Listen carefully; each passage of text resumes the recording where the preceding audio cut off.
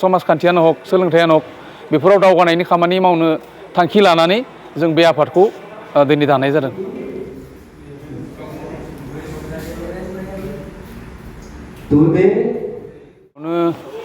आंनि खुलुमनाय आरो मोजां हामलायनायखौ बावग्रोनाय जाबाय। गासै मिडिया नोंथांमोननिसिम आंनि खुलुमनायखौ जासिग्रोनाय जाबाय। गिबियावनो बुंनो थाङोब्ला जि खौसेथि बर' सुबुं गौथुम लखिमपुर जिल्ला दिनै दाफुंनाय जाबाय। बेनि थांखिफोरखौ बुंनो थाङोब्ला गोबां दं। आं सुंद'यैनो फंनैसो बुंनो होननानै सानदों। जायखिजाया जोंनि बे खौसेथि बर' सुबुं गौथुमा बिटिसिनि बायजोआव थानाय बर'फोरनि राव हारिमु थुनलाइ राजखान्थियारि बा समाजखान्थियारि बायदिसिना बिथिङाव जौगाथायनि खामानि मावगोन आरो जिबायदि थांखि लानानै मिरु आफादखौ दानायजों लोगोसे दिनै लखिमपुर जिल्ला आफादखौबो दानाय जादों।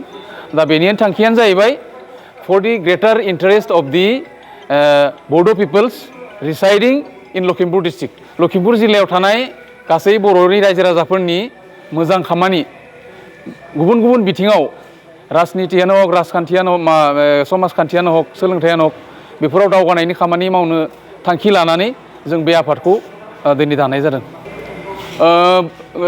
थार बाथ्राखौ बुंनो थाङोब्ला जोङो रायजो हिसाबै लिङाखै जे जोङो गामि हिसाबै सोरखौबा जे आफादगिरि नेहाथारि गासै रायजोखौ लाबोनांगौ होननानै जों लिंनाय जाखायाखै। जों किसुमान सिलेक्टिभ सुबुंफोरखौ लानानै लिंखानाय जादों। गामियाव जे जोंनो एसेनि मानसि थिनहर बा माबा थिनहर बिदि लिङाखै। जों स्पेसियेलि सिलेक्सन खालामनानै मानसिफोरखौ लिंनाय जादों। जिहेथु जों आफादखौल' दागोन हिसाबै जोंनि गोदो आगुनि दैदेनगिरि आगुनि जोंनि आफादफोरनि खामानि मावबोनाय बिथांमोनखौ लानानै जों दिनै आफादखौ दानो होननासो लिंथुमनाय जाखादोंमोन। जों राजुआ गासैखौबो लिंजोबखायाखै माने जिखिनि लिंदों 90% फैदों। बेवहाय जोंहा गोजोननाय दं आरो इयुनावबो 100% जों जि लिङो जोंनि हाबाफारिफोराव मदद खालामगोन होननानै जोंहा आसा दं। आंनिफ्राय बुंनो गोनाङा बेनो, आंहा खावलायनाय थागोन जे जोङो बयबो खौसेथि आवगायनो नाजानांगोन, खौसेथि थानांगोन। फैगौ समफोराव जोङो बर'नि थाखानाय गुबुन गुबुन आफादफोरजों जोंनि हमना ला बर' साहित्य सभायानो हक बर' थुनलाइ एबसुआनो हक बायदिसिना आफाद जों बिसोरनि एगेन्स्टआव बेखौ जों दानाय जायाखै। जों बयजोंबो आफादफोरजों खौसेयैनो थानानै हयथ' नांगौ समाव जों जाथिनि अलखद समाव नांगौ जायोब्ला जों बयबो ज' जानानै खौसेयै खामानि मावनांगौ होननानै आंनिफ्राय खावलायनाय थाबाय। खामानि मावनायनि सायाव फारागथिथ' बेवहाय थानाय नङा। खौसेथि बर' सुबुं आफादावबो जोंनो दंमोन। जागायजेननायनिफ्राय जों दङब्लाबो बुंनाय जानाय नङा। मोनफ्रोमबो जिथु एजिटेसन जादों बा मास क्राइं जादोंमोन गुवाहाटियावनो हक बा क'क्राझारावनो हक बा बबेबायावनो हक जायगायावनो हक जों जेरावबो जों दंजोबोमोन। खिन्थु जों माखासे मावनाय दांनाय बा माखासे डिफारेन्स जोंनि गेजेराव एसे एला सोमजिनायथाय बे जों एसे दा UBPF आफादनिफ्राय ओंखारनाय जादों आरोखि। बर' रायजोखौ थगायदों होनना सानो नामा दा बे बेलायाव? खुब सम्भब थगायदों होनद्रायनाथ' बुंथ्रायनाय जानाय नङा। खिन्थु जिबायदि सरकारनि बेबो मोननांगौ बिदि मोनाखै आरो मोनदोंबाबो जिखिनिखौ मोनदों हयथ' 100 फुलि माने सेटिसफेक्टरि नङा होननानै जों खामानिखौ सानदों आरो। कुइसना मामोन?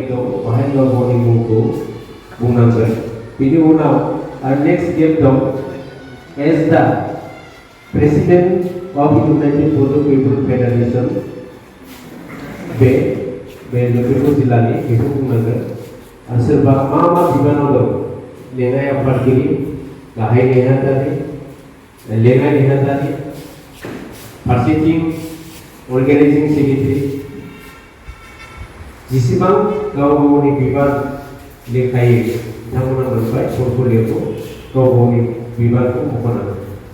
दा लास्टआव सिगनेसारखौ होनानै बिथांमोना जोंनो डिप'जिट बा जमा होनांगोन। आं दा फरायनो सानदों सिगां गोजौआव दं oath taking ceremony office of the members sit form.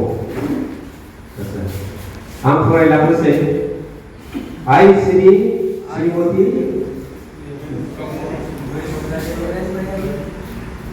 today day of the 20 August 23 do solemnly swear in the name of the God, to carry out duties, responsibilities sincerely as the